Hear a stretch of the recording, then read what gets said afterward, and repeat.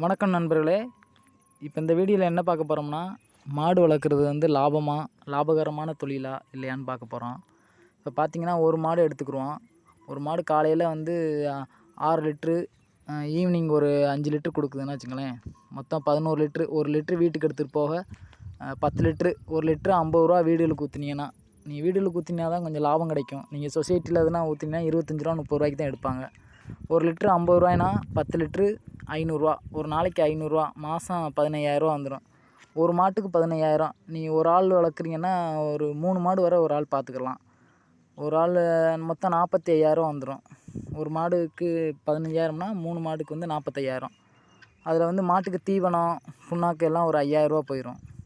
ஒரு 3,000 வந்து பெட்ரோல் இதுக்கெல்லாம் போயிடும். மிச்சம் போக நமக்கு ஒரு எப்படியும் 35 ரூபா மினிமம் நிற்கும். 38 ரூபா வரும். 38, 37 நாள் நமக்கு 35 ரூபா கிடைச்சாலே போதாதா? அந்தளவுக்கு கிடைக்கும். நீங்கள் அதை வந்து மாடு எவ்வளோ இன்க்ரீஸ் பண்ணுறீங்களோ அதுக்கேற்றாப்புல ப்ராஃபிட் இருக்கும்.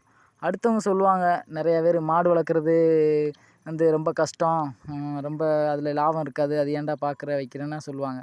அடுத்தவங்க பேச்சை நீங்கள் கேட்கவே கேட்காதீங்க. உங்களுக்கு இன்ட்ரெஸ்ட் இருக்கா? தாராளமாக நீங்கள் மாடு வாங்கி வளங்க. கண்டிப்பாக லாபம் இருக்குது.